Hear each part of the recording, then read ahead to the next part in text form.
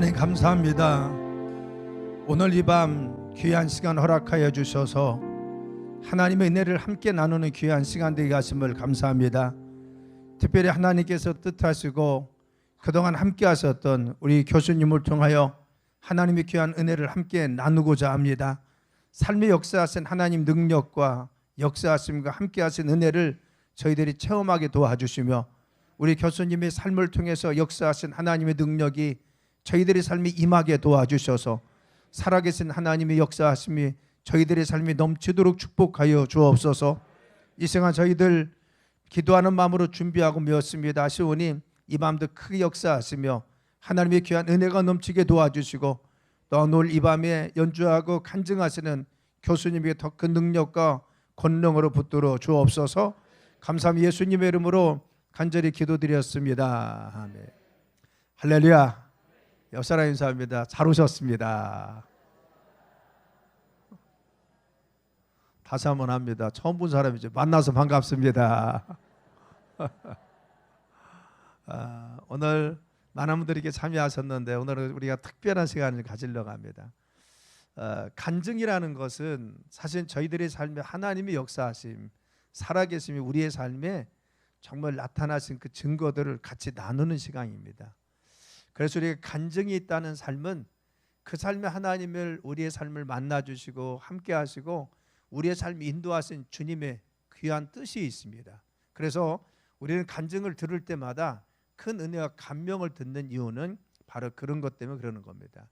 우리 차인훈 교수님 하나님께서 그동안 귀하게 쓰시고 여기까지 오게 하셨는데 사실은 바쁘고 힘들고 어려운 시간이었지만 특별히 저희 교회에서 이렇게 간증할 수 있게 해서 너무 감사하고 귀한 시간입니다. 그리고 오늘 많은 분들이 오셨는데 또 감사드립니다. 이 시간 주님께서 크게 역사하시는 귀한 시간 될 줄 믿습니다. 우리 교수님은요 그 뉴욕 시립대학교 브루클린 대학에서 바이올린을 전공하시고요. 그리고 사우스 캐롤리아나 주립대학에서 주의를 전공하셨습니다. 그리고 오하이오 그 라이트 주립대학 음악원에 지금 교수님이 계시고 오케스트라를 지금 주의하고 계십니다. 우리가 잘 알고 있는 것은 2020년에 20대 대한민국 대통령 취임식 때 서울 교향악단을 주의하신 분이 바로 우리 교수님이십니다. 많은 분들이 저한테 소개를 많이 하셔서 교수님에 대해서 말씀도 많이 해서 제가 익히 많이 듣고 있었고 또 굉장히 감명을 많이 받았던 귀한 은혜가 있습니다. 오늘 이 밤에 그게 역사할 줄 믿습니다. 수상은요 2022년에 다른 수상 다 말씀 안 드려도 대한민국의 음악상을 받을 정도로 그렇게 아주 저명하시고요. 저서는 휠체어는 나의 날개라고 하는 저서를 지었습니다. 우리가 정말 오늘 간증과 또 책을 통해서 하나님의 살아계심을 체험하는 귀한 시간이 될 줄 믿습니다. 우리 교수님 나오셔서 간증해 주시고 그리고 연주도 해 주시는데 우리 한번 크게 한번 박수하겠습니다. 자, 우선 그 소개 영상을 소개 영상을 보시고 나서 우리가 바로 간증할 수 있도록 하겠습니다. 귀한 시간 은혜 많이 받으시길 바라겠습니다. 자, 소개하겠습니다.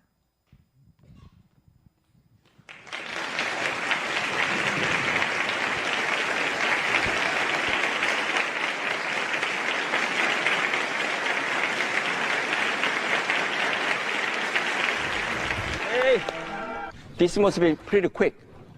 1, 2, 3, 1. Okay, you come in. 1, 2, go.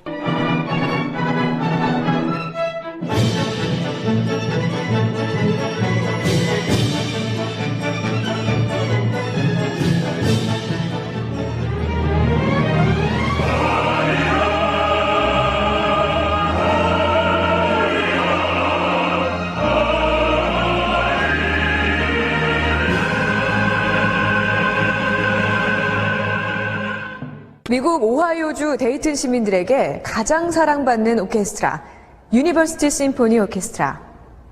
이 오케스트라의 지휘자는 하반신 마비의 장애인, 한국인 차인훈 교수입니다. 어둠뿐이었던 어린 시절, 그는 바이올린을 만나고 인생의 빛을 발견할 수 있었다는데요. 음악이 곧 위로이자 치유였던 차인원 교수. 네, 저는 미국 오하이오주 라이트 주립대학에서 음악과 교수로 있는 차인홍입니다. 이제 소아마비에 걸려서 걷지 못해서 대전의 성세제어런이라는 곳에 가서 지냈습니다. 거기서 환경은 열악했지만 거기서 우연하게 바이올린을 배운 것이 저는 지금 기적 같다고 이렇게 이야기할 수 있는 그런 사건이었습니다. 뭐 솔직히 말씀드리면은 바이올리니스트, 지휘자가 되라는 그런 꿈은 갖지 못하고 시작했습니다. 제가 바이올린을 시작할 때는 조금 환경이 어려웠었고 여건이 좋진 않았습니다. 그때 바이올린을 배우게 되었는데 그때는 그냥 바이올린과 음악이라는 것을 접하고 신기해할 뿐이었지 뭐 처음부터 그런 꿈은 꾸지 못했고요. 그렇지만 이제 나름대로 배워가면서 실력이 조금씩 늘면서 나도 과연 바이올리니스트가 될 수 있을까 이런 궁금하고 좀 걱정을 하면서 열심히 했을 뿐입니다. 음악이라고 하는 매력은 사람을 타치하고 치유할 수 있는 그런 정신이 혼이 깃들어 있지 않습니까? 그래서 우리가 음악을 지금도 클래식 음악을 좋아하고 듣고 하는 거 아니겠습니까? 그런 면에서 저의 아픔이 있었다면 또 외로움이 있었다면 저에게 큰 위로를 주었던 그런 친구라고 생각을 하고요. 세상적으로 봤을 때는 저도 정말 초라할 수밖에 없고 많은 사람들에게 무시당하고 그렇게 살 수밖에 없는 삶이었는 줄 알았는데 정말 지나고 보니까 정말 하나님께서 주신 저에게 놀라운 그런 은혜를 통해서 제가 완전히 새로운 삶을 살았고 꿈에도 꿔보지 못한 미국 대학의 교수가 되는 이런 엄청난 축복을 누린 사람입니다. 저의 삶은 정말 하나님의 은혜로 제가 하나님께 매달리고 구하지 못한 그런 부족한 사람이었는데도 불구하고 하나님께서 저를 초라한 모습으로 남겨두시지 않으시고 정말 놀라운 세밀한 그런 계획들로 제 삶을 오늘까지 이끌어 주셨습니다.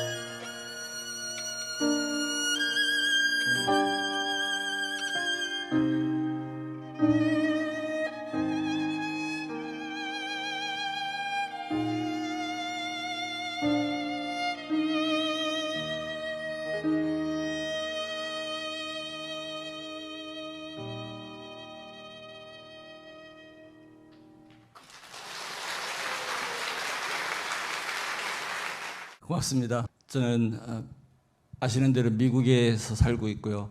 방학이 돼서 한국에 오게 됐는데 이렇게 좋은 큰 교회에서 저를 이렇게 불러주셔서 너무 제가 영광이고 감사하게 생각합니다.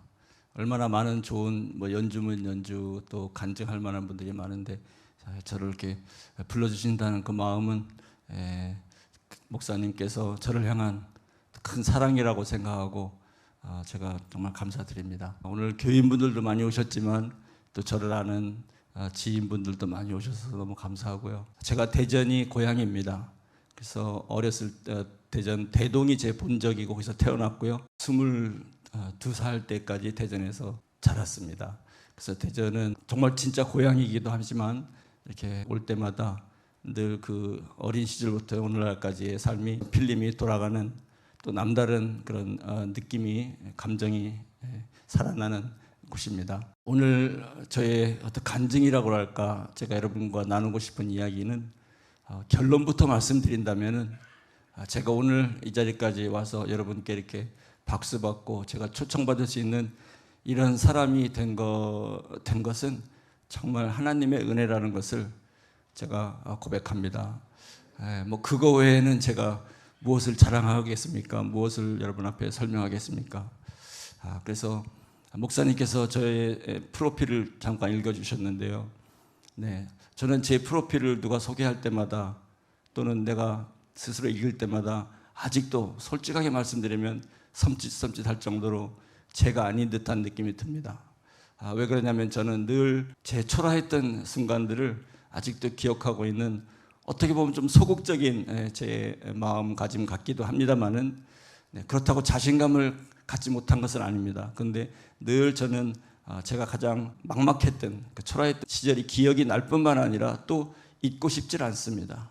그 시절을 생각해야만 오늘날 제가 그나마 당당할 수 있는 이런 삶을 살 수 있다는 것은 오직 하나님의 은혜라는 것을 제가 기억할 수 있기 때문입니다. 그래서 어떻게 보면 제 프로필이 화려하고 글쎄요, 남들은 유명한 사람이라고 악수 한번 하고 싶어서 저에게 다가오는 분들 많이 계십니다. 네, 그렇지만 저는 유명하거나 잘난 사람은 절대 아니고요. 네, 음악으로 말하면 저보다 훌륭한 연주가들이 이 대전만 해도 얼마나 많은지 아십니까? 그렇지만 저는 그런 분들과 비교해서 실망하거나 그럴 마음은 없고요. 저의 오늘을 설명하자면 저의 초라했던 시절을 잠깐 여러분 앞에 설명하고 싶습니다. 저는 대동이 고향이라고 했는데요. 2살 때 성압에 걸렸습니다. 네, 그래서 이렇게 평생 휠체어를 타는 인생. 네, 많은 분들은 차 교수님 휠체어 타고도 참 멋있고 훌륭합니다 이렇게 얘기하지만 사실은 평생 휠체어를 타고 산다는 그 창피함, 열등감 이런저런 그를 무엇으로 비교하겠습니까? 여러분들은 저에게 멋있다고 위로를 해주시지만은 그건 아닙니다. 그래서 정말 저에게 첫 번째 약점이 있었다면, 슬픔이 있었다면 평생 걷지 못하는 삶, 그것을 다 말할 필요가 없겠죠. 네, 그것이 제가 갖고 있는 첫 번째 약점이고요. 두 번째 또 약점이라고 얘기할 수 있다면 저는 저희 집이 굉장히 가난했어요. 그래서 제가 9살 때 재활원에 보내지게 됩니다. 가난했다고 하는 것은 옛날에 다 가난하지 않았습니까? 그래서 저희 6남매에 제가 막내인데 저희 집에서는 아무도 고등학교 이상을 간 사람이 없습니다. 제 나이 때 웬만하면 그래도 대학하고 이렇게 하지 않습니까? 제가 만약에 일반적으로 성업에 걸리지 않고 성장했다면 저는 고등학교는커녕 중학교도 못 갈 가능성이 굉장히 많았고요. 그래서 저희 부모님은 전혀 배우시지 못하시고 연로하신 분이었기 때문에 저를 어떻게 케어할 수 없으니까 저를 성세재활원 여기 월평동 186번지였는데요. 만년기업 바로 옆에 지금 성심병원 자리가 있죠. 네, 그 자리에 아무것도 없던 그 주변에는 논밭밖에 없던 그 허벌판에 성세재활원이라고 있었습니다. 여기에 오래 사신 분들은 아실 겁니다.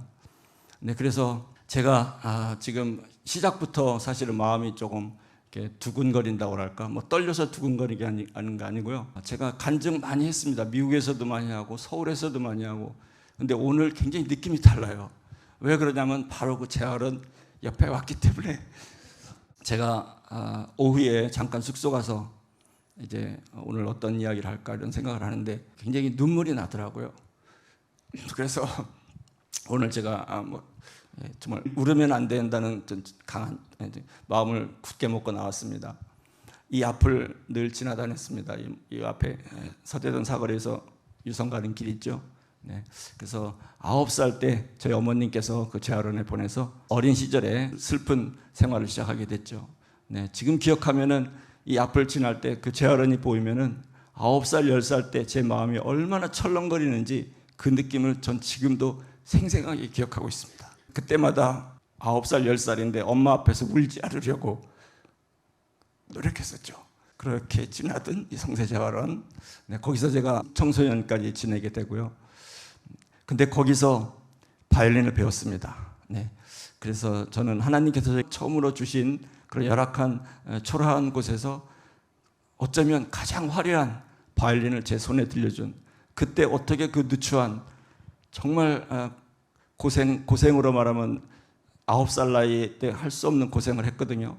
그런 곳에서 어떻게 바이올린을 배울 수 있었겠습니까? 당시 대전에 부잣집 아들 딸들만 바이올린을 배울까 말까 하는 시절 아니었습니까? 네, 근데 하나님께서 그 초라한 곳에 저는 가장 화려한 바이올린을 한 자원봉사 선생님에 의해서 바이올린을 배우게 됩니다. 네, 그래서 오늘날까지 음악가가 됐고요. 그 다음에 이제 제가 또 한 가지 크게 저에게 참 약점이었다고 생각하는 것은 저는 그 재활원에서부터 해서 22살까지 학교를 전혀 가지 못했습니다. 이 부분을 많은 사람들은 믿지 못합니다. 아니 22살이면 다 우리가 대학을 졸업할 나이인데 학교를 한 번도 못 가봐? 정말 못 갔습니다. 학교라고는 문턱에도 가지 못했습니다. 네, 배워본 게 없고요. 그런데 어떻게 미국 대학에 가서 교수가 됐나? 여러분이 물으신다면 저도 모르겠습니다. 그렇게 저는 22살 내 친구들이 대학을 졸업할 나이 때 저는 그렇게 생각했습니다. 나는 평생에 내 인생에는 학교, 교육 이런 거하고는 전혀 상관이 없구나. 그냥 바이올린 조금 할 줄 아는 그냥 한 사람, 이걸로 내 인생은 끝나겠구나. 저는 그렇게밖에 생각을 못했습니다. 근데 22살 때 제가 독학으로 검정고시를 하게 됩니다. 근데 지금 생각하면 저는 검정고시를 패스해서 대학을 가야지, 이런 형편도 안 됐고 1%도 그런 생각을 하지 않았는데 왜 검정고시를 심심해서 했던 것 같습니다. 왜 검정고시 공부를 했는지 참 이해가 안 가거든요. 심심한 마음으로 한 게 아닐까 생각이 들고요. 그래서 2년 만에 고등학교 과정을 제가 패스를 합니다. 그랬더니 서울에서 서울대 한 교수님, 저하고도 관계도 없고 저희 부모님 만나본 적도 없는 한 교수님께서 저를 유학을 보내주실 꿈을 꾸시고 모든 장학금, 생활비, 비행기값까지 그 교수님의 친구이신 현대그룹 아산재단 정정 회장님의 며느리를 찾아가서 모든 돈을 받아주십니다. 예, 이분은 저희 가족, 우리 어머님, 아버님이 살아계셨는데 한 번도 만난 적도 없습니다. 저희 부모님이 인사한 적도 없고요. 네, 이런 정말 세상적으로 보면 말도 안 되는 분들이 제 앞에 나타나서 제가 유학을 가게 돼서 오늘까지 오게 됩니다. 네, 저는 이 과정을 어느 정도는 상세히 또 간단하게 말씀드렸습니다만은 저는 그 시절과 오늘을 늘 비교해 봅니다. 네, 어떻게 내가 그 시절부터 시작해서 오늘까지 왔을까? 제가 이렇게 카운트를 해보니까 제가 10번은 바이올린을 당연히 그만둬야 될 순간, 상황이 형편이 있었습니다. 10번이 있었는데 그 10번마다 어떤 사람이, 어떤 분이 나타나서 저를 바이올린을 그만두지 못하게 하는 분들이 계셨습니다. 저는 그때 생각하면 참 신기하다고, 이상하네 이렇게 생각했는데 지금 생각하면 하나님께서 그때그때마다 보내주신 천사 같은 분들에 의해서 제가 바이올린을 그만두고 딴 길로 가지 않는 그런 삶을 살게 된 것 같은 게 지금 생각하면 너무 신기하고 참 이해가 안 되는 부분입니다. 그래서 저는 오늘 소개받은 대로 미국 대학에 이제 교수가 되었고요. 네. 대통령 취임식 지휘, 네, 그거 대단한 거 아니겠습니까? 어떻게 제가 어떻게 그런 자리에 쓸 수 있겠습니까? 어떻게 세계 많은 나라들에서 저를 초청하고, 네, 한국음악협회에서 작년에 한 해 최고 우수한 음악가라는 상을 받게 되고, 네, 일일이 제 자랑을 하자면은 참 좋은 일들이 너무 많이 있습니다. 네, 그런 것들을 다 이야기할 수는 없지만 제가 그렇게 자랑할 거라고 말씀드리는 것은 그렇게 초라했던 한 사람이 여러분 앞에 이렇게 자랑할 거리도 많고 많은 사람들에게 박수 받고, 네, 제가 어떻게 대통령까지 만날 수 있는 사람이 될 줄 꿈에도 생각했겠습니까? 네, 그런 것이 다 한마디로 말씀드리면 하나님의 은혜였다는 것을 제가 고백하는 것입니다. 네.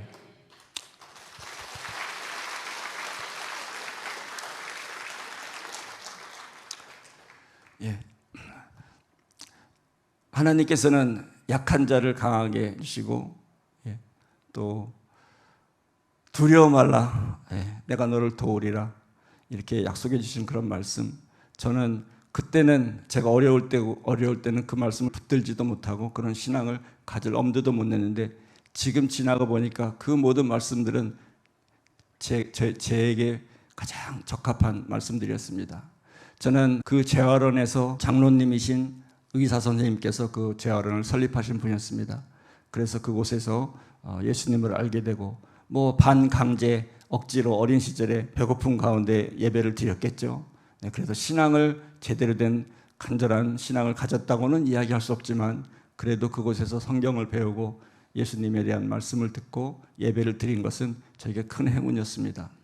또 신앙을 갖는 것도 거기서 끝날 수 있었는데, 예, 저는 참 지금 생각하면 다행이라고 생각하는 것 중에 하나는 저는 거기서 이제 청소년 때 재활원을 나와서 바이올린 한다고 늘 자취 생활을 했습니다.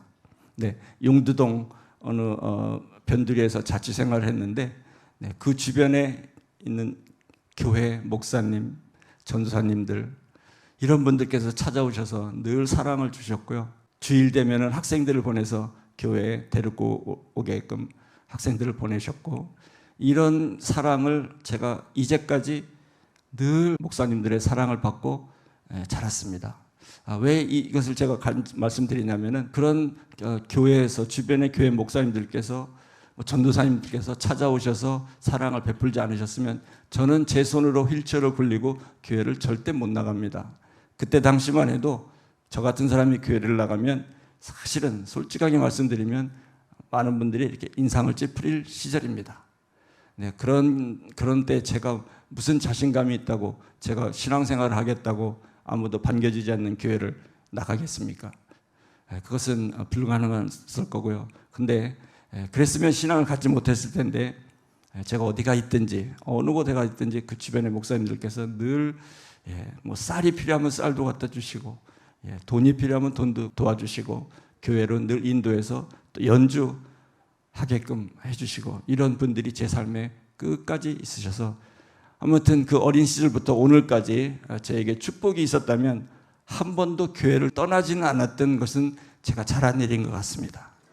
그렇다고 제가 제 삶을 좋은 신앙을 갖고 하나님께 제 삶을 부탁합니다. 저를 도와주세요. 뭐 이렇게 간절한 신앙생활을 할 수 있는 형편도 아니었는데 그래도 교회라는 신앙 그런 공동체 안에서 사랑을 받고 자라서 또 오늘 이렇게 이룬 저의 이런 뭐 나름 성공이라고 할까 제가 잘된 이 모습을 그냥 세상적인 운이다 뭐 또는 나의 노력이다 누구의 도움이다 이렇게 고백하지 않고 정말 오늘의 나는 하나님께서 함께 주신 그 은혜의 결과구나 이것을 고백할 수 있는 그런 또 사람이 됐다는 것이 얼마나 다행입니까?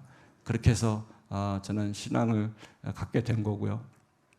아무튼 제가 지금 연주를 한 곡 하겠습니다. 이 곡은 하나님의 은혜입니다. 저는 이 곡을 최근에 연주하게 됐는데요. 듣기는 많이 들었습니다.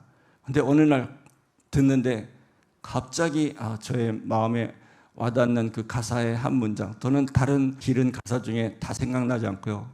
내가 나 된 것은 다 하나님의 은혜라. 이 가사가 이 찬양의 핵심 가사입니다. 내가 나 된 것은 다 하나님의 은혜라. 이 가사가 저한테 너무나 무겁게 느껴지더라고요. 감동적으로. 그래서 제가 이 찬양을 연주해야 되겠다 이렇게 생각하고 연습해서 최근에 연주를 하는 곡입니다. 제가 영상팀에 가사를 띄워달라고 부탁했습니다. 제가 연주할 때 내가 나 된 것은 다 하나님의 은혜라. 저에 대한 고백이 아니고요. 우리 모두의 고백이 될 것이라 생각하고요. 함께 은혜가 되는 시간 됐으면 좋겠습니다.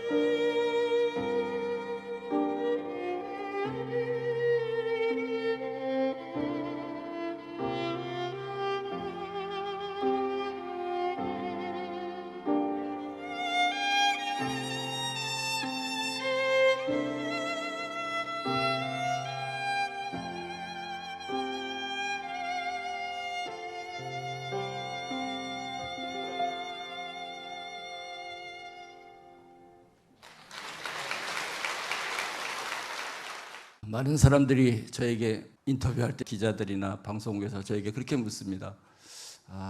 어떻게 그 고통을 겪으셨습니까? 고난을 다 극복했습니까? 이렇게 묻는데요.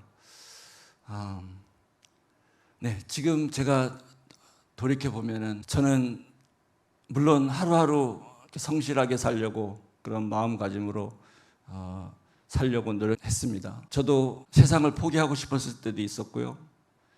그냥 확 삐뚤어져 나갈까 이런 생각을 한 적도 있었고 위험한 순간도 있었지만은 그래도 제가 타고난 어떤 성격이랄까 이 안에는 그래도 온순하다고 할까 성실할 수 있는 그 태도가 저한테 있었던 것 같습니다. 그래서 제 기억에 제가 청소년 청년 시절에는 22살 그때까지 학교도 못 갔으니까 제가 무엇을 했겠습니까? 제가 대동에서 자취 생활을 했는데 여럿이서 합숙을 했습니다. 그때 제가 아무 그 이후에 소망은 없고 단지 제가 할 수 있는 것은 바이올린 하나. 저는 바이올린을 그 재활원에서부터 배웠습니다만은 이제까지 한 번도 레슨비를 내고 바이올린을 배워본 적이 없습니다. 그렇게 말씀드리면은 저희 부모님께서 저를 가르치는 선생님들을 만나서 레슨비, 봉투에 레슨비를 넣어서 매번 드려야 되지 않습니까? 그리고 선생님한테 뭐 선물도 해야 되고 식사도 해야 되고 저희 어머님, 저희 부모님께서는 한 번도 그런 적이 없으셨어요. 지금 생각하면 그것은 기적입니다. 네, 오늘날 저만큼의 음악가를 키우는 여러분 자녀들을 지금부터 그 선생님을 한 번도 만나보지도 않고 봉투에 레슨비를 한 번도 드려본 적이 없이 키울 수 있겠습니까? 그렇게 바이올린을 배웠는데요. 그래서 그때 제가 저를 가르쳐주시는 선생님들에게 보답할 수 있는 길은 무엇이라고 생각했겠습니까? 제가 나름 독한 사람입니다. 주변에서 참 차인홍 독한 놈이다라고 얘기 듣던 일이 있었는데요. 제가 한 3년을 대동 재래식 한옥집 마당 한 곁에 연탄 창고가 있었습니다. 완전 재래식 화장실 옆에 붙어 있는 창고인데 제가 여름이든 겨울이든 뭐 여름은 좋습니다. 겨울에 얼마나 춥습니까? 제가 여럿이서 합숙을 하는 그런 집이었기 때문에 방에서 연습은 할 수 없고 새벽 종소리가 나는 시간에 저는 아무리 추운 날이라도 악기를 들고 그 연탄 창고 안에 들어가서 하루에 10시간씩 연습을 하리라 독하게 마음을 먹고 연습을 했던 시절이 3년 있습니다. 얼마나 추운지 10시간 하루에 하루 종일 10시간이라는 목표를 세웠지만 물론 하루 종일 연습을 할 수 없었겠죠. 제가 그때 쓰던 일기가 있습니다. 제가 하루에 한 5시간, 6시간만 했어도 그렇게 후회하면서 저를 자책하는 글을 써놓은 책을 아직도 제가 갖고 있습니다. 네, 그 아침에 무슨 따뜻한 물이 있습니까? 커피 한 잔이 있습니까? 네, 그렇게 독하게 했는데 왜 그렇게 했냐면은 저를 가르쳐주는 돈도 안 받고 가르쳐주시는 그 선생님들께 보답하는 길은 그거밖에 없다는 이런 성실함으로 저는 그런 태도로 살고 싶어서 독하게 마음을 먹고 그렇게 3년을 열심히 연습한 기간이 있습니다. 네, 물론 선생님들께서는 그런 걸 그렇게 연습해오는 학생을 기특하게 보시고 저를 계속 좋은 선생님들께서 가르쳐 주셨겠죠. 그렇게 이제 소망 없는 그 시절에 그냥 성실한 태도로 제가 살았는데 제가 역경을 극복한 어떤 방법이나 그런 것을 여러분 앞에 설명할 길이 없습니다. 그렇지만 어느 글에 이런 말이 있습니다. 우리의 고난과 역경은 극복하는 것이 아니다. 견디는 것이다. 이런 말씀이 있습니다. 저는 그 말씀이 굉장히 저한테 와닿습니다. 극복한다는 것은 그 고난과 역경, 우리에게 일어난 모든 그런 일들을 피하려고 한다든지 어떻게 해결하려고 하는 것이 극복이라고 생각이 되고요. 그렇게 할 수 없다는 거죠. 그렇게 하지 말고 다 받아들이고 그것을 견뎌야 된다. 이런 말씀은 성경 말씀에도 목사님들의 설교 말씀에도 얼마든지 있다고 생각합니다. 저를 수년 전에 캘리포니아에 어느 한 교회에 가서 제가 큰 교회 가서 간증을 했습니다. 근데 그 지역에 원로 목사님께서 참석을 하셨습니다. 근데 그 목사님께서 끝나고 저에게 오셔서 이렇게 말씀하셨어요. 차 교수가 잘한 게 한 가지 있어. 그래서 순간적으로 무슨 말씀을 하실까 이렇게 기다렸습니다.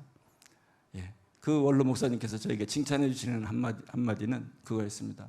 차 교수가 잘한 건 잘 참고 기다렸어.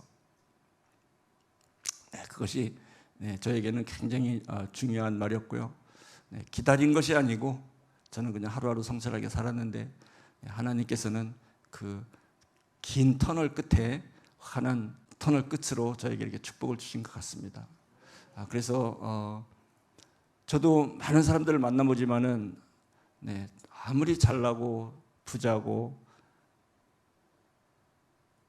명예가 있고 권력이 있는 사람들도 그 안에 부족함이 연약함이나 고난이 없는 사람은 한 사람도 없는 것 같습니다. 우리에게는 우리의 실수로 고난이 올 수 있고 역경을 만날 수도 있겠지만 또 아무리 신앙생활을 잘한다고 해도 고통과 고난이라는 건 우리에게 다가오는 거 아니겠습니까?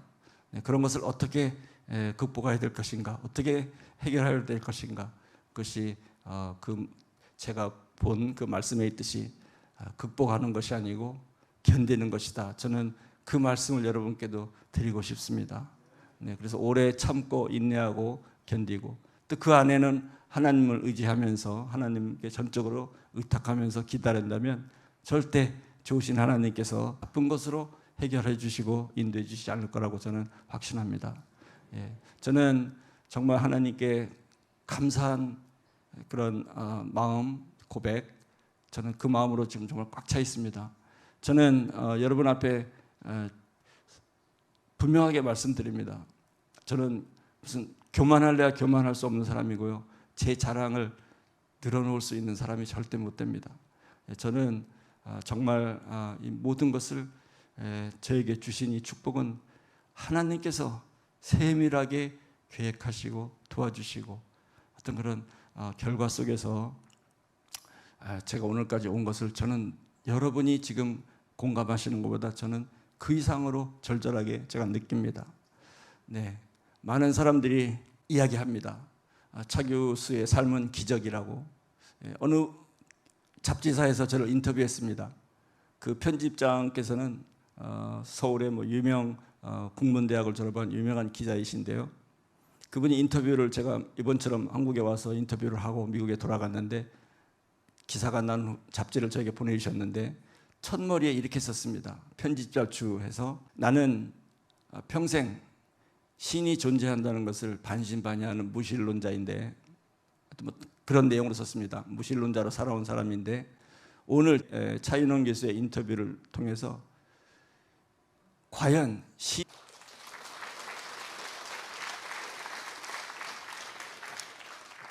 하나님을 믿지 않을 뿐만 아니라 신이 존재한다는 것도 믿지 않으려고 하는 엘리트 중에 엘리트이시지 않습니까? 근데 제가 가만히 그 내용을 읽으면서 생각해 보니까 한마디로 이런 거였습니다. 이 사람의 인생은 말도 안 된다. 과연 신이라는 존재가 없다면 이것은 불가능하다. 이것을 우리 기독교인보다 더 강렬하게 간증해주고 있는 순간이었다고 생각합니다.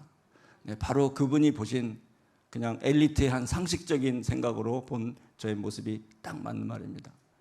제가 아무리 노력했어도 우리 부모님이 아무리 저를 뒷받침해 주셨어도 제가 재능이 있으면 얼마나 있었겠습니까? 이런 과정 속에서 오늘날까지 왔다는 것은 아까 제가 말씀드린 대로 레슨비 한 번 드리지 않고 음악을 전공하고 여기까지 온다. 죄송한 말씀입니다만 제가 서울에 가서 어느 음악 단장을 만났는데요. 강남에서 정말 부잣집 아들 딸들로 초등학교 때부터 바이올린을 시작해서 엘리트 코스로 예원, 예고, 서울대, 뭐 줄리아드 예를 들자면 박사학위까지 받고 그렇게 뒷받침받고 훌륭한 음악가들이 10만 명 이상이 지금 일자리가 없어서 지금 안타까워하고 있다고 합니다. 그분이 저에게 이렇게 말씀하셨어요. 그분도 물론 크리스찬인데 그렇게 따지면 차 교수님은 한 100만 분의 1의 참 확률로 그 하나님의 축복을 받은 사람입니다. 이렇게 이야기하더라고요. 저 동의합니다. 하나님께서 100만 분이 아니라 1000만 분의 1의 확률을 저 같은 사람에게 주어진 것 같습니다. 저는 미국 대학의 교수가 되는 과정에서도 하나님의 그 은혜를 체험한 사람입니다. 83대 1 이 대학의 광고를 보고 제가 냈는데요. 글쎄요, 83명은 분명히 박사학위가 있어야 된다고 그 광고에 공고 모집 그 요강에 있었습니다. 그러니까 83명은 다 박사학위가 있고요. 그리고 이제 7개월간에 걸쳐서 그 83명을 추려서 나가면서 마지막 3명의 이제 3명의 후보를 학교에 불러서 이제 인터뷰를 하고 오디션을 하고 이제 최종 합격자를 뽑는 일입니다. 저는 이 3명에 들어서 비행기를 타고 갈 때 저는 그렇게 생각했습니다. 야, 나도 대단하다.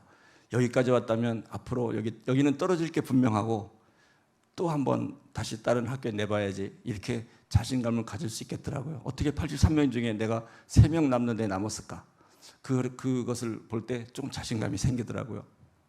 그런데 아무리 미국이 편견이 없고 뭐 장애인에 대한 차별, 무슨 유색인종에 대한 차별 이런 게 없는 공정한 나라라고 해도 세상에 100% 편견이 없을 수는 없는 거 아니겠습니까? 또 저에게는 또 불리한 약점들이 많이 있었습니다. 뭐 박사학위는 가졌습니다. 그런데 교수를 한다.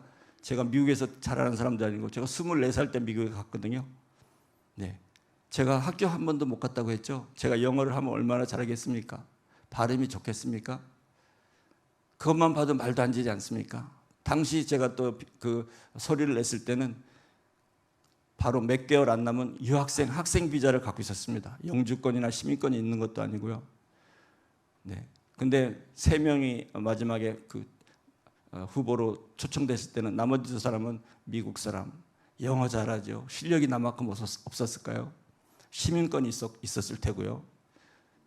저는 거기서 제가 된다는 생각은 정말 1%도 못했습니다. 거의 3명까지 왔다는 것만 가지고 자신감을 가지려고 생각했던데 이 부분에 있어서는 하나님께서 개입하지 않으셨으면 어떻게 제가 그 자리에 한 사람으로 뽑혔는지 저는 정말 말씀드립니다. 이렇게 얘기하면 어떤 분들은 에이, 차 교수님의 실력이 제일 뛰어났겠죠. 글쎄요. 좋습니다. 제가 그 3명 중에 실력이 좀 낮다고 하죠.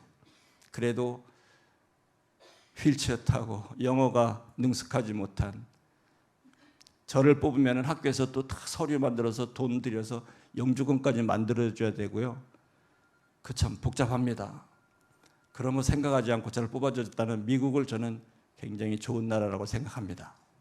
네, 이 모든 과정을 어떻게 가능하게 했겠습니까? 누가 가능하게 했겠습니까? 저는 하나님께서 이 자리를 분명히 저에게 맡겨주시려고 그 광고가 제 눈에 띄게 해주시고, 저는 대학 교수에 응모하려고 이렇게 찾아보고 뭐 컴퓨터에 찾아보고 신문 보고 이렇게 한 사람이 아니었습니다. 근데 우연하게 이 학교의 광고가 제 눈앞에 떴거든요. 근데 이때 당시 제가 이제 박사학위를 졸업하고 1년간을 직장 없이 굉장히 또 어렵게 지내고 있었습니다. 네, 직업을 잡아보려고 해도 쉽지 않더라고요.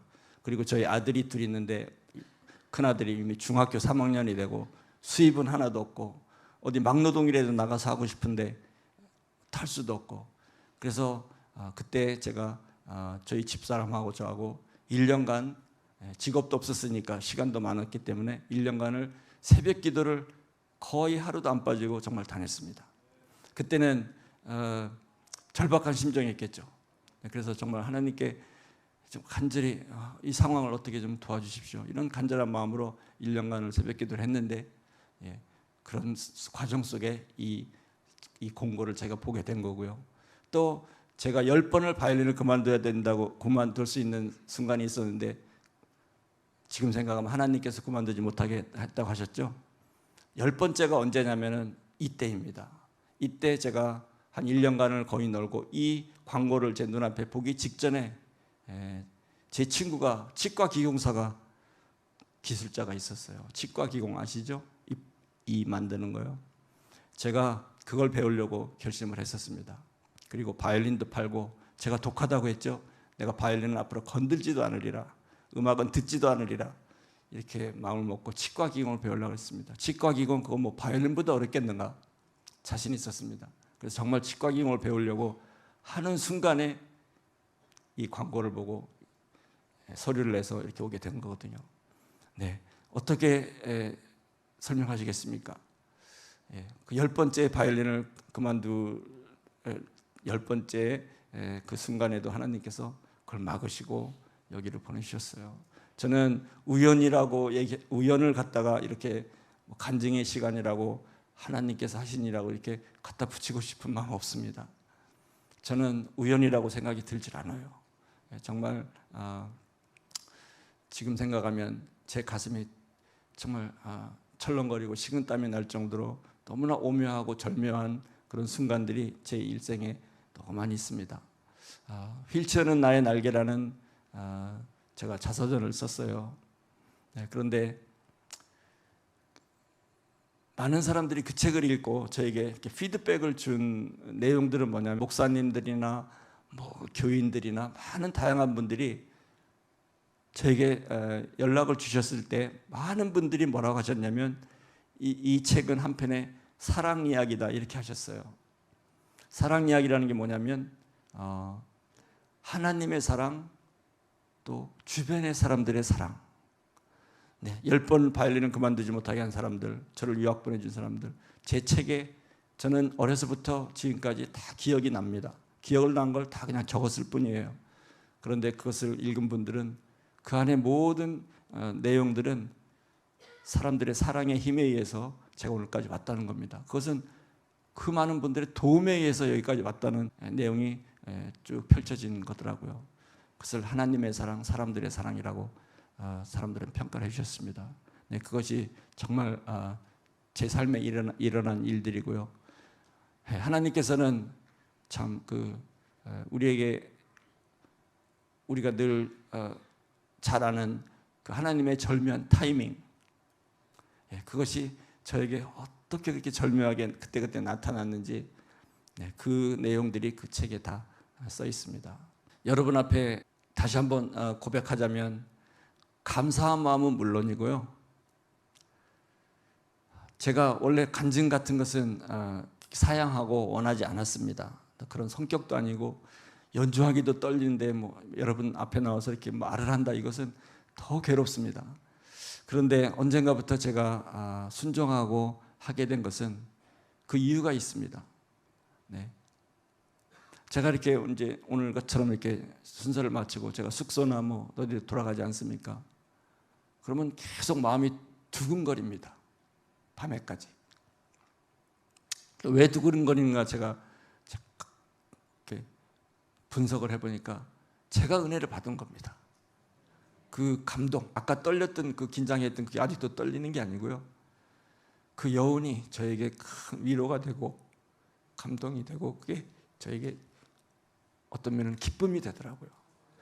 그래서 여러분들이 뭐 혹시라도 은혜를 받았다고 하시는 것보다 제가 더 은혜를 받습니다. 이렇게 한번 고백하면서 여러분 앞에 이렇게 퍼블릭에서 공적인 이 앞에서 제가 고백하는 이것을 제가 무슨 거짓말로 가짜로 이야기를 꾸며대는 것도 아니고 이렇게 한번 고백하면서 그 감사함이 더 절절하게 느껴지고 더 새롭고 그렇습니다. 그래서 저는 여러분 앞에 고백하는 것은 저는 너무 감사하고 행복하고 뭐 음악적인 세상적인 욕심 조금도 없습니다. 예, 정말 조금도 없습니다. 어떻게 보면은 뭐 그러면 이제는 많이 잃었다고 나태하게 그냥 그렇게 마음을 가진 게 아니냐 이렇게 생각하실지 모르지만 그런 게 아니고요. 예, 사람이라면은 또 계속 어떤 욕심이라는 게 있지 않겠습니까? 음악이라면 더 좋은 연주 큰 무대에서 하고 싶고 무슨 뭐 명예라면 더 갖고. 예, 저는 여러분 앞에 솔직하게 말씀드립니다. 전혀 그런 게 없고요. 지금만큼으로도 저에게는 과분하고도 과분할 만큼 충분합니다. 제가 언제 이 재활원을 가기 위해서 9살, 10살 때 그 철렁거리는 마음으로 이 앞을 지나던 때가 엊그제 같은데 제가 어떻게 그 길에 있는 이 교회 50년 후에 이렇게 와서 제가 이런 사람이 될 수 있었겠습니까? 저는 이만큼으로도 너무 충분하고요. 어느 작년 12월에 EBS에서 수요 명사 초대석이라는 EBS 생방송 프로그램이 있습니다. 거기서 저를 초대했어요. 그래서 진행자하고 1시간 동안 대담을 나누는 프로인데 그 마지막쯤에 진행자가 이렇게 물었습니다. 자, 이제 제일 하이라이트 질문입니다. 차인홍의 꿈은 무엇입니까? 이렇게 물으시더라고요. 그러면서 이 질문은 모든 명사들에게 마지막으로 묻는 질문입니다. 차인홍의 꿈은 무엇인지 말씀해 주십시오.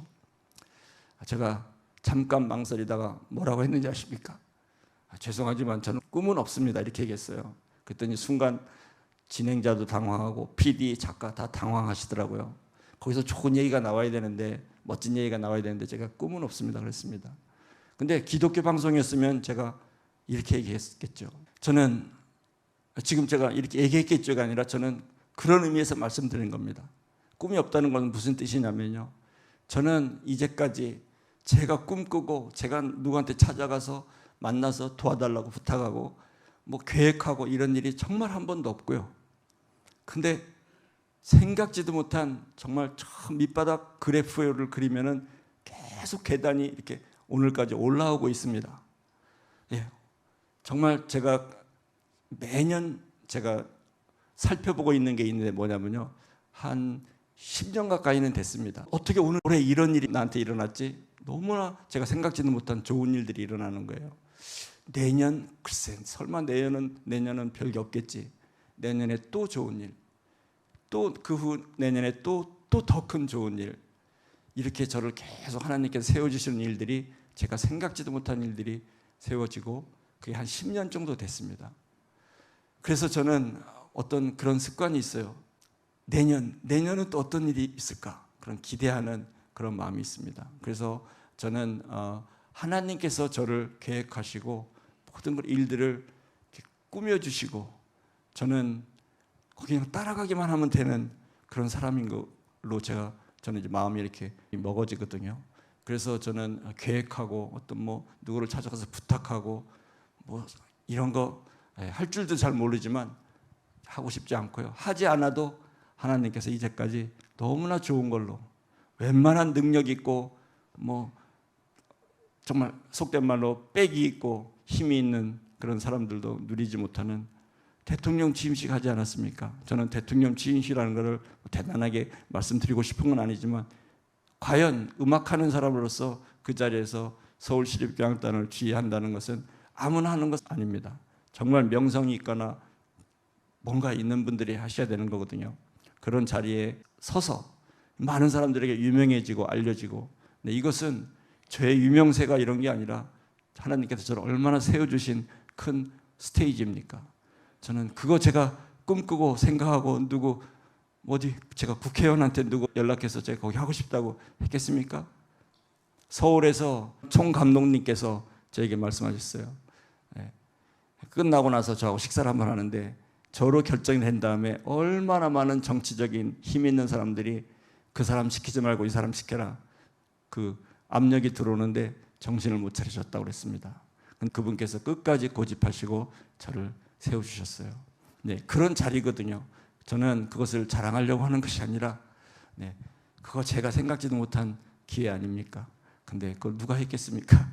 하나님께서 어떤 마음을 움직여서든지 어떤 사람의 생각을 움직여서든지 저를 하여튼 그 자리에 이렇게 해서 저를 세워주신 그런 일, 이것은 결코 우연이라고 정말 얘기할 수가 없습니다. 제가 연주했던 곡은 이제 내가 나 된 것은 다 하나님의 은혜라.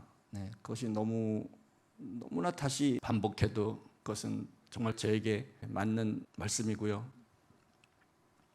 이제 연주할 곡은 오신실하신 주를 연주하고 이제 제가 순서를 다 마치겠습니다. 학교를 22살까지 가지 못하고 절망적이었던 내가, 걷지 못하는 것은 빼죠. 그것은 걷지 못하는 인생으로 살 수도 얼마든지, 그거는 큰 세상의 걸림돌은 아닐 수도 있습니다.